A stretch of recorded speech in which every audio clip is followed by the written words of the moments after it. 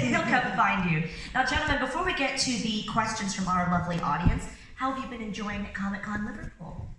We've been having a blast. We love Liverpool. It's just great. And the food. I mean, people sometimes look surprised, but I mean, we're going like, whoa! Fish and chips! Fish and chips! I mean, USA, our fish and chips are like, gone. I mean, a little tiny. These are like, whoa! Good stuff, too. Very, very good. But he eats real nice food, too. The Italian you had was fantastic. I ate a lot of peas. Yeah, there's a lot of peas. I like peas. Mushy peas. Baby peas.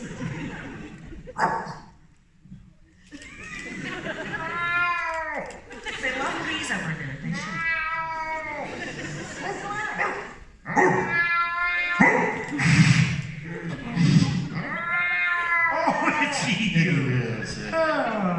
I told you, we got a rowdy bunch for you today.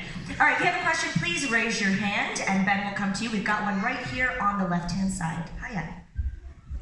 I was wondering what Peter's Megatron would sound like, and what Frank's Optimus Prime would sound like.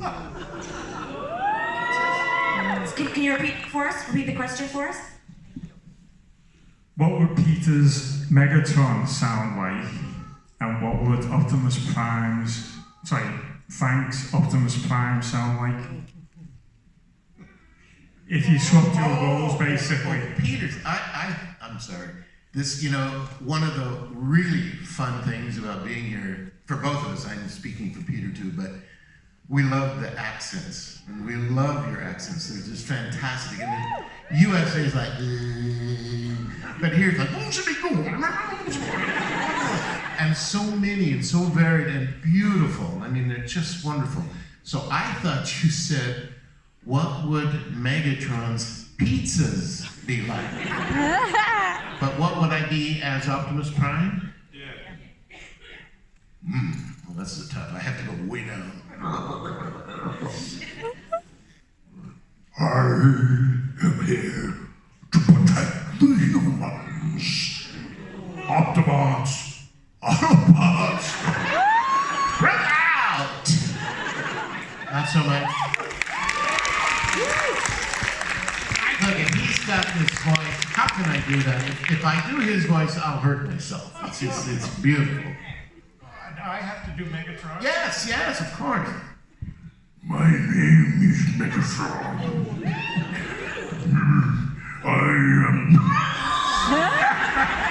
Am I that low? I'm the bad guy who got up on the wrong side of the bed.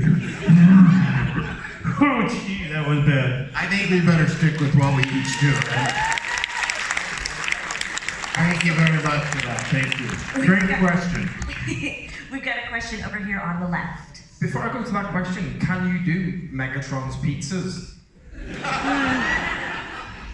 Well, I'm so glad you asked a question about food. You see, yes you are. Say after me, all hail pepperoni.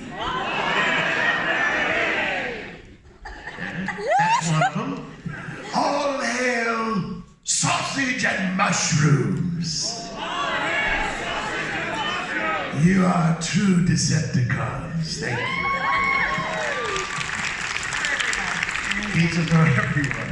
Got a question over here on the left. Obviously, apart from Optimus and Megatron, what would you say was your favourite voice that you've done, Peter and Frank? I'm not sure I understand. I'm sorry, would you repeat that? Apart from Optimus Prime, what's the best voice that you've done, like your favourite?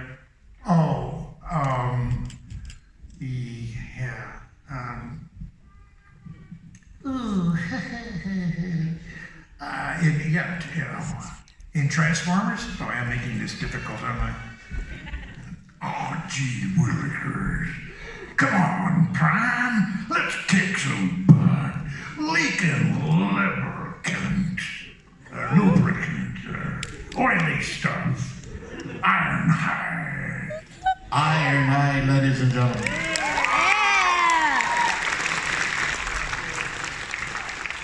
In Transformers, I would have to say it would be Soundwave.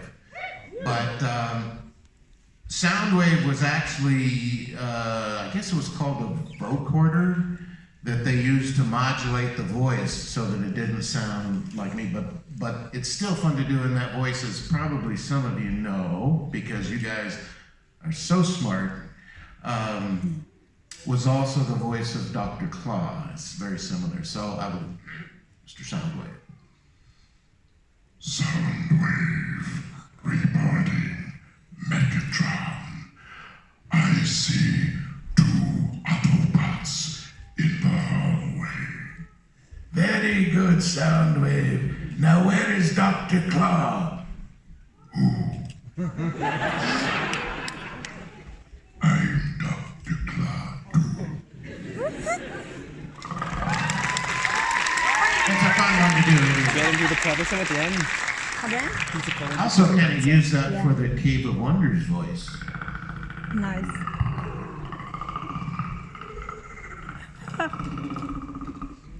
Who are you?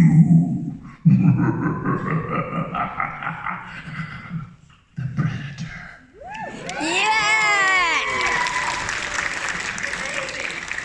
We get a question right here on the right from Miss Harley Quinn. Hi there, my name's Sasha. Firstly, I'd like to say thank you so much for coming over to the UK. It's an absolute honour to even be here, seeing you and speaking to you. And I've got a little bit of a request, and you can deny it if you want. It's perfectly fine. My brother and my nephew are the biggest Transformer fans that I know. My nephew will be 7 in a couple of weeks, and my brother will be slightly older than that later on. Would you both mind just saying happy birthday in the Transformers voices to Leo, who's my nephew, and Ryan, who's my brother? Please. Is that Leo and Ryan? Yeah, Leo is my nephew, and Ryan is my brother. My name is Optimus Prime. I am wishing Liam and Ryan a happy birthday. Until the next time, transform and roll out.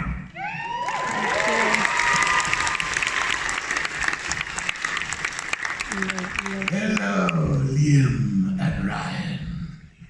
I would like to also say hello and happy birthday. I hope you both enjoy your special day and become Decepticons. Happy birthday! Thank you so much. Amazing. Thank you so much. We've got a question here in the middle. Hi, firstly. Big fan. Thank you. My name's Nathan.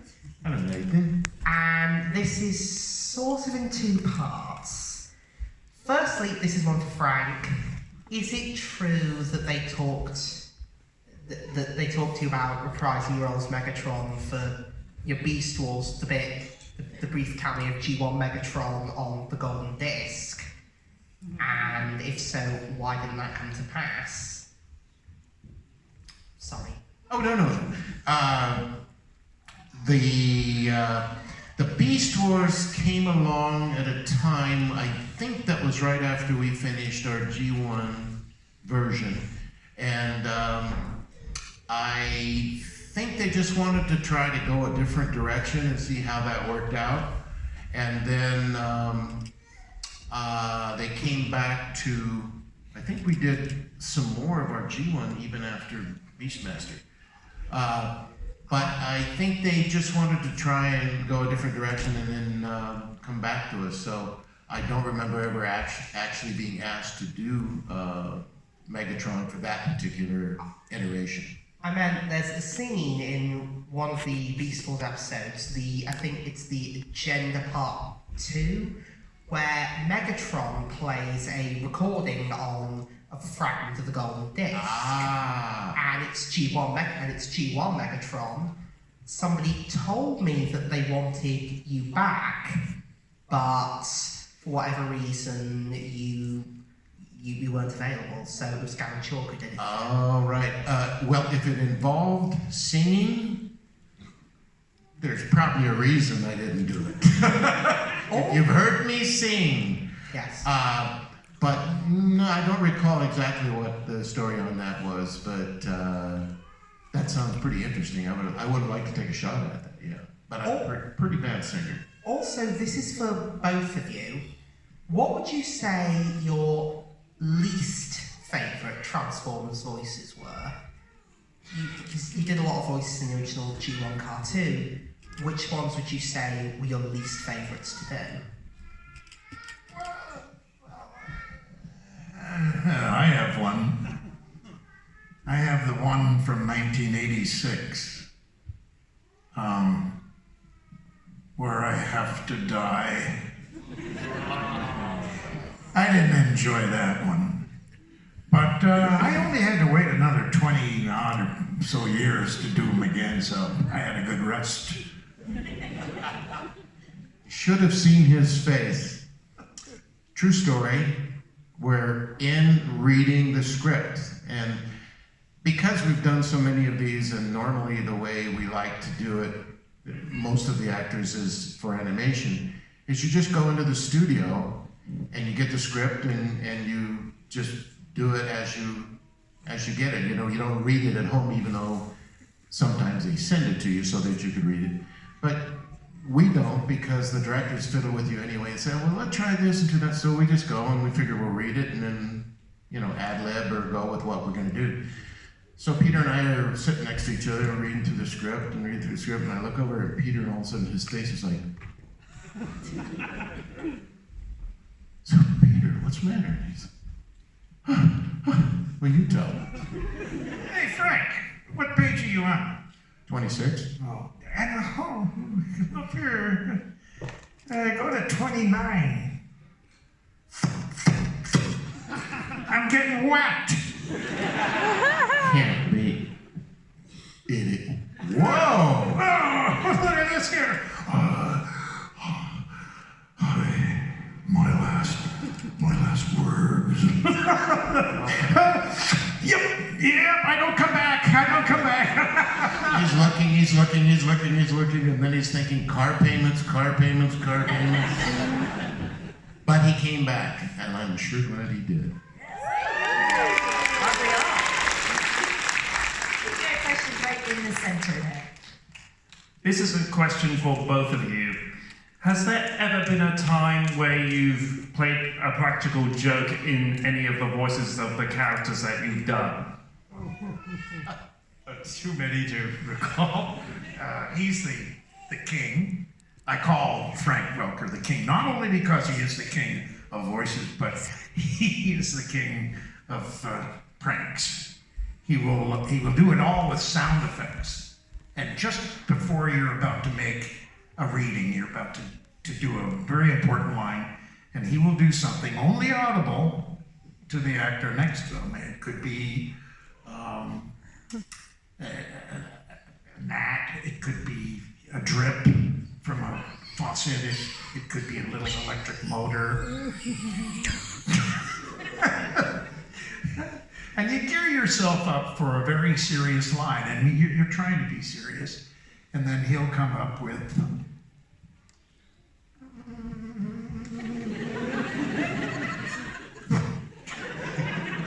But the fun thing about that is the director, the producers, the writers, they're all in a booth. And there's glass, so they don't hear anything that's going on until they push down the button to record. So you can just go.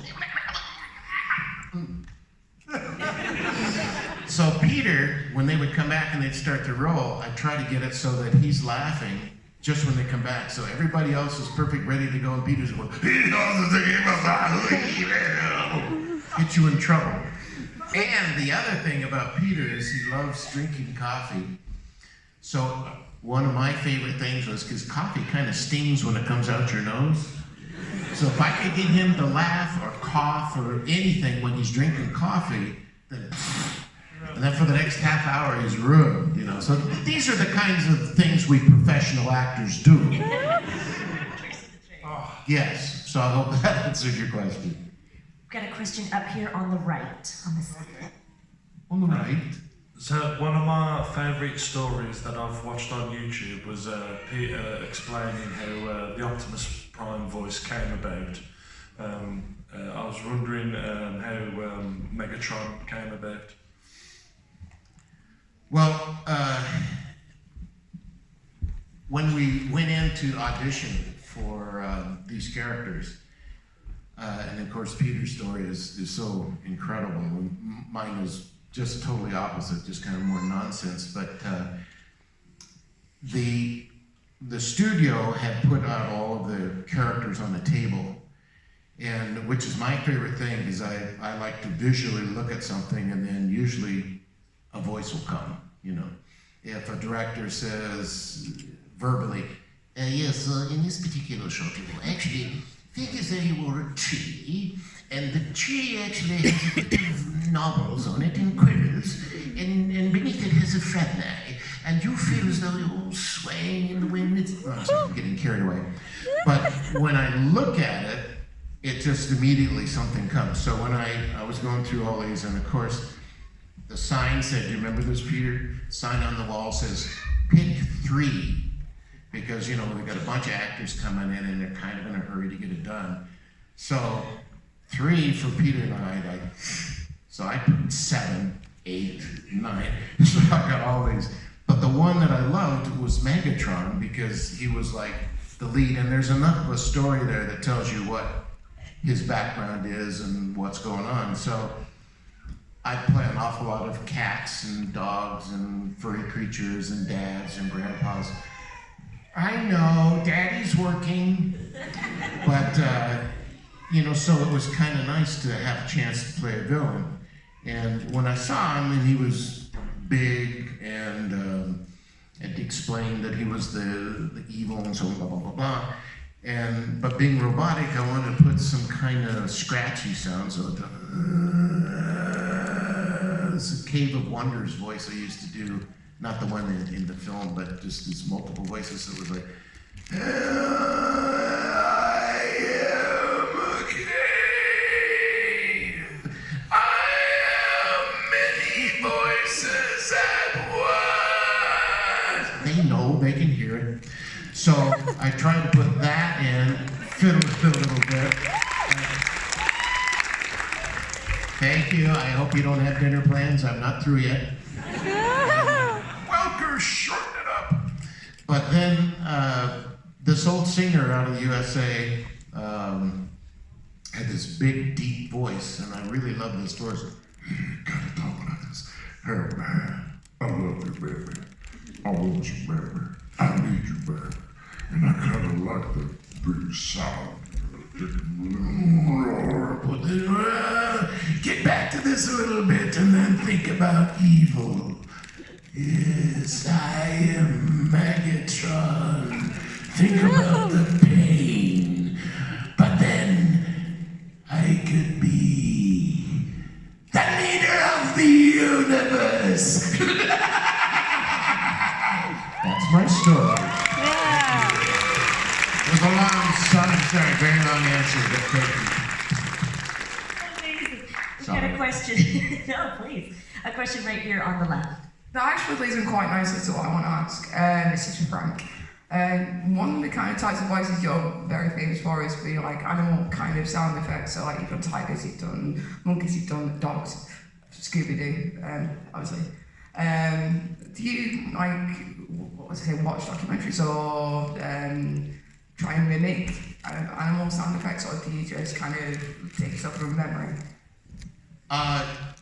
That's a really good question, and because since I can remember, I've always tried to mimic people and sounds as Peter. In fact, just a slight digression, we'd like to do, please Peter, humor me. This is our impression of a pond in the forest.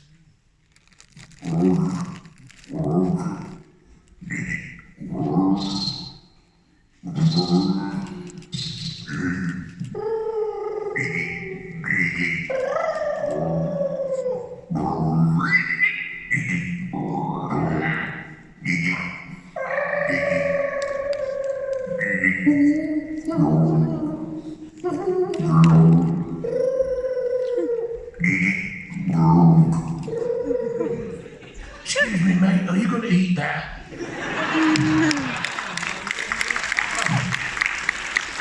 Well, I think I'm speaking for Peter also, is that we both always listened to animals and people and did impressions and sounds. And I would actually go to the zoo and watch the animals and listen and try and make it as authentic as possible. And then when you do a feature, if they need, like I've done a lot of actual real dogs, the breeding, and try to make it authentic sounding, so it's not just like a caricature, but just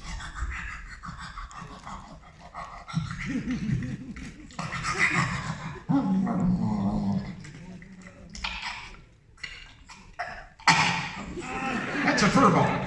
yeah, dog with a fur ball. It's just some of my more classier work. Yeah. But anyhow, yeah. So that's what we do: is just listen and try and repeat. Thank you. Round of applause for that fur ball. That was very realistic. Question right here in the center. Hello there. Just want to say it's an honor to meet you. I hope the UK is treating you well, and it's just a pleasure. My question is, how has it changed from when you started recording to now? Do you find it easier? Is it a bit more complicated? And do you like doing it now, or would you rather go back to the old ways? Well, anytime we're working is fun. Back in the old days, or even now, it's always a pleasure. I was talking to a young man today, and he asked me the question. He said, you know, similar to that. I said, you know, if you do something you love, you really love, you never work a day in your life. You're just, it's not work, it's love. It's something you enjoy, which I recommend to anybody. Find a way of loving what you do and what you do well, and you'll never work a day in your life. We always have fun because we've been doing this all our lives. When I was a kid in grade school, I was admonished for impersonating my teacher, and or any animal that happened to walk by. Yeah. Well, you know, and I have to pay the price for it sometimes, but overall, that we're doing the things that we love to do, and you just get better at it. So don't give up. Always do what you love to do. Put your heart into it. Give 100% all the time, and you'll always smile. There's going to be some tough days, of course. I'm not trying to sound like everything's rosy, but you know what I mean. Just put your heart into it. They'll never let you down. Yep. Awesome. And you know, Peter's 100% right, and I'm sure you know that too in your own jobs. If you love it, it just doesn't feel like you're working quite as hard. But in our earlier sessions back in the old days, 2.5 weeks ago, no, but many years ago, actually, we did a lot more ensemble recording where we did a full cast. And now the tendency is to be more individual. You know, you come in and work by yourself. And I think that, you know, it works good for certain things in both ways. When you work as an ensemble cast, obviously you play off each other and you get that energy and you have the friendship. And Peter and I, when we, you know, do a scene together or something like, you know, we really feel it. And even if we're playing good guy versus bad guy, we play off each other. So I think that's something that we miss that they currently don't do. And also the technology, you know, there's new CGI and all the different kinds of animation that they're doing. So it's exciting and it is different. And then when you do features, as Peter will tell you too, is you almost always work by yourself. One of the disappointments, because I did know Robin Williams from stand-up comedy days, and I was looking forward to working with him in Aladdin, but I never saw him. And Scott Winger, who I basically on his shoulder, almost the whole picture is a boot. Never saw him till the rap party. Oh, Oh, you're Scott. I'm Frank. Yeah, I'm your monkey. But so the differences are pretty stark now, and the one benefit of working by yourself, if you do special characters that are hard on your throat, that you don't want to do a bunch of takes of, you can concentrate on it as an individual. And if you're with a group, sometimes you gotta wait for that to come back up again, and it's just harder. So ensemble for fun, for acting, for specialty stuff, I think the one-on-one is better, but that's what's changed for me. Got a question here on the left. Don't want to alarm you, but I think it is the Joker. I was wondering what's your favourite Transformer and superhero and villain? And I got one for Frank. Can you do a Scooby-Doo speech?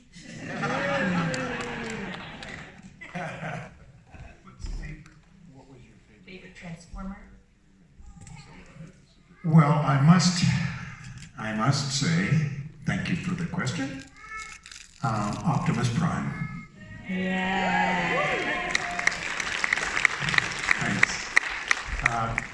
It's a dear part to play because it was my brother Larry who gave me the influence and the know-withal to not only become the character, but I impersonated his voice when he was telling me how to do that. So by far my greatest character love is Optimus Prime. And one of your heroes in life, right? One of your true heroes in life. He was saying what some of your favorite heroes, so I would say. And well, my brother was 13 months older than me. We did everything together as kids, and then gradually drifted apart when it came to high school because I was dumb and I flunked a year, and dumber because I flunked another year. I was having trouble, I guess, as a kid trying to, figure out what life was all about. Well, Larry just, being taller and 13 months older, he just went through high school football and then into college football, and there I am still in high school, and see you, Larry. About 20 years later, that's when we rubbed shoulders again, and I was on my way to an audition, and I'll tell you the story briefly. I was on my way to audition, and he said, "Peter, where are you going?" And I said, "I'm on my way to be a truck." A truck? I said, yeah, but he's a leader. He's a leader truck. He's a hero. He said, "Well, Peter, now here's my brother who had returned from Vietnam, a captain in the Marine Corps, wounded, Bronze Star with V, and truly a hero, truly a great hero. Always in my life he was a hero, but now he's proven hero." And he said, "Peter, if you're going to be a hero, be a real hero. Don't be a screaming Hollywood phony, pretending you're tough. Just anybody can pretend." He said, "Be strong enough to be gentle. Have compassion, responsibility, dignity, honor. Keep that in you." And I said, "Thanks, Larry." And I drove to the audition, and the first words, "My name is Optimus Prime." And I could have said, "My name is Larry Cullen, Captain, United States Marine Corps. Optimus Prime, leader of the Autobots."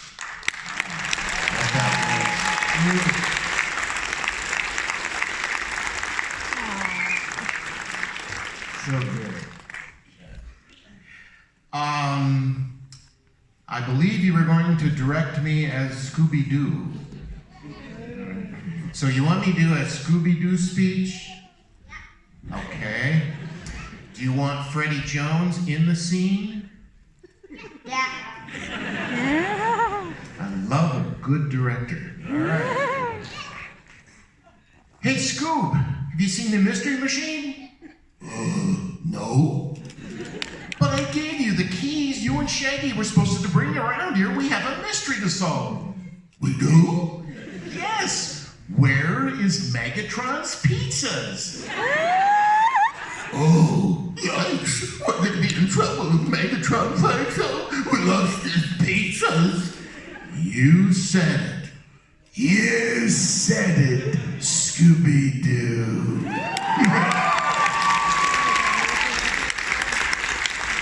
Thank you. Amazing. Well, we've got a question right here on the left. So we've all had a bit of an idea of the voices you can do. Would you be able to do probably Peter first? It might take Frank a while. A bit of a show reel of other voices you've done outside of the Transformers universe.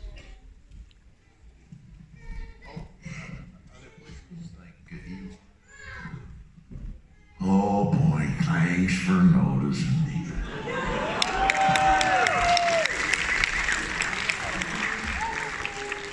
Just don't know quite what to say.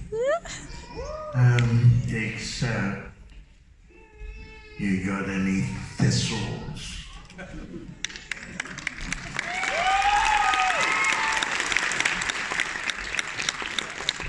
Well, let's see. I'll try. How about Garfield the cat? I really like doing Garfield, but it takes so much energy. Wow, it's the kind of voice you could actually pose. Oh, somebody say lasagna?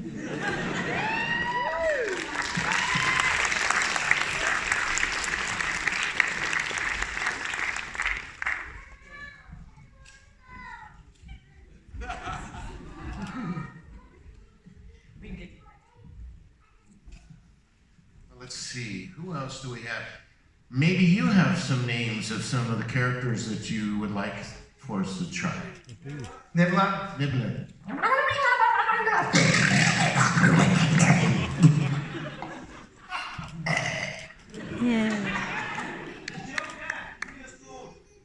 Curious George.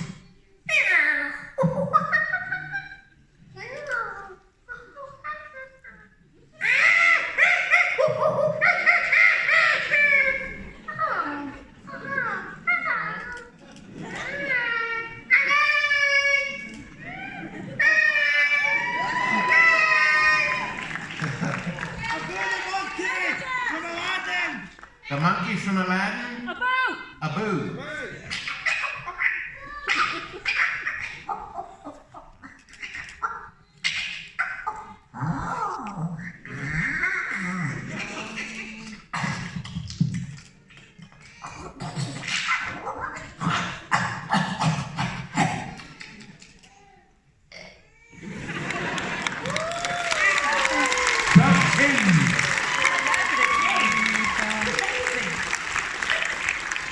We've got a question right in the front there.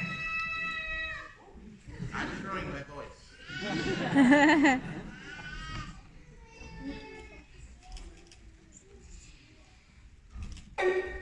Could you do a bumblebee voice for me?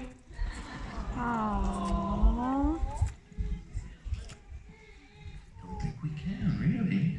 Now, because Bumblebee actually was like all kinds of different things, right? But we could actually do bumblebees. I mean, this is probably not the Bumblebee you're thinking of, but we could do.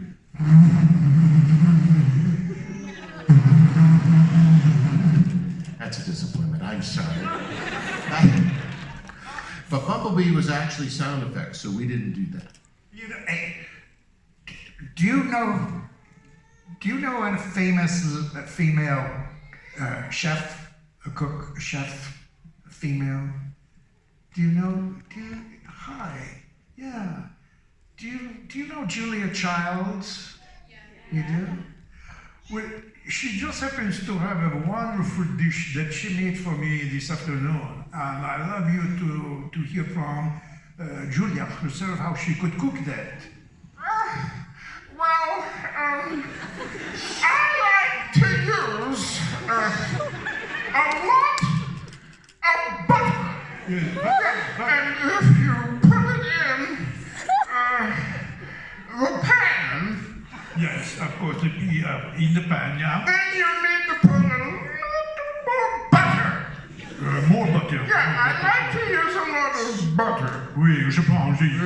Butter. And if you don't have anything to cook, just eat the butter. Le beurre, yes. Julia Childs. So we've got a question from the right side over here, this young sir. Hi, so there's many different Transformers and like Megatron and Optimus that you've like done voice acting for. So have you got a favourite and can you do their voices?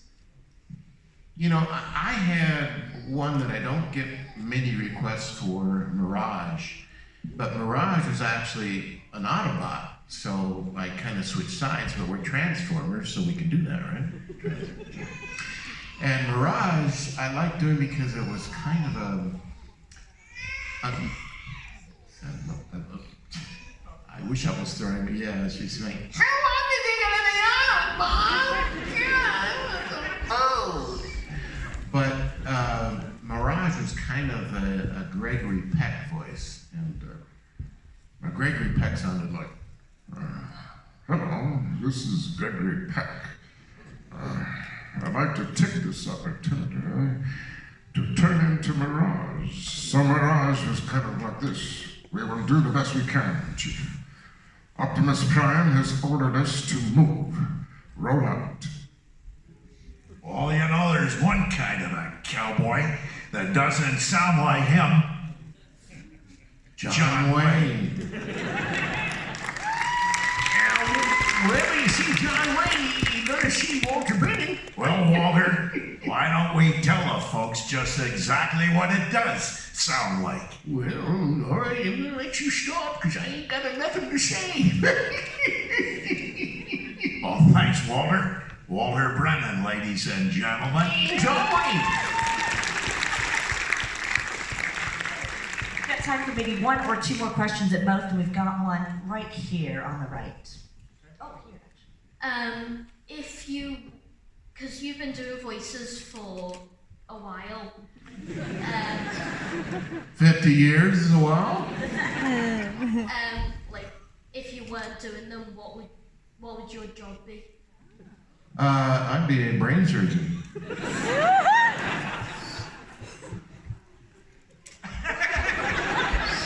I bet you wouldn't want to come to my operating room, would you? That's so casually, too. Just a brain surgeon. Why not?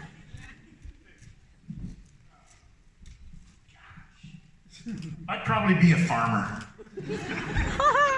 Peter actually is a great horseman and has spent a lot of time riding horses, loves horses, so you would be on a farm then, huh? Yeah, I probably would have rodeoed. You played. I do rodeo. I used to rodeo, but not anymore. But yeah, I would have been connected to the land. I would have been animals, the land.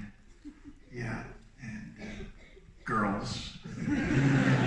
Animal, land, girls. That's okay. Yeah, there's that. Yep. Then I grew up, and then microphones. But yeah, you know, in really to answer that question honestly, you know, I just can't imagine doing anything else. You know, in the entertainment business, I think maybe doing on camera would be fun. I know it's scary. But now, I think the last on camera thing I did was I played Matt Damon's dad in the Informant. Yeah, and just quickly, because you know I have a tendency to go on. When I got a call to do the part, this was a few years ago, not really all that long, maybe 5 years ago or so. And my agent says, "You got an offer to be in the new Matt Damon picture." And I said, "What, a dog?" Said, No. They want you to play a part. And I'm thinking, wow, I could be Matt Damon's friend. Don't worry, I got it covered. I said, no, they want you to play his dad. I was so disappointed. I thought I'd be his best friend. I said, no, they want you to play his dad. So reality came back, but it had a very small part. But I think if I wasn't doing voices, probably to be a really good on-camera actor more often. Thank you for that. I think you would have made a great sidekick to Matt Damon, for sure. Thank you. You know, you guys have all been so nice, and you seem to be interested in some of the things we do when we're in the studio. So we'd like to do for you in our closing a scene together like we would actually do in the studio, and read that for you if you like. Yes, please. Round of applause. This could be amazing. Now to prepare, as the good actors our age, all right. Do you need your glasses? No.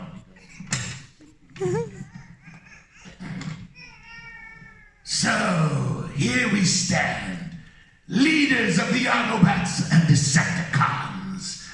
We alone control the future of this planet Earth and the universe beyond. We can share the power and the destiny of all that lies before us. Megatron, it is not power I seek.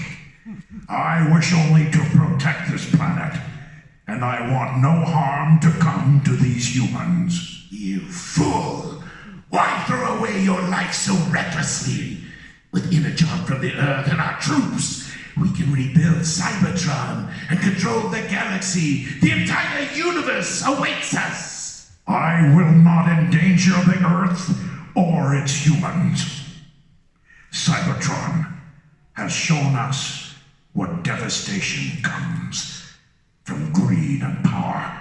Then you will be forever my enemy, Optimus Prime! No one will stand in my way! One shall stand, and one shall fall. So be it. Power through tyranny! I will never give up hope that one day we will all stand as one. Until then, Autobots, roll out! Thank you, Liverpool! Thank you!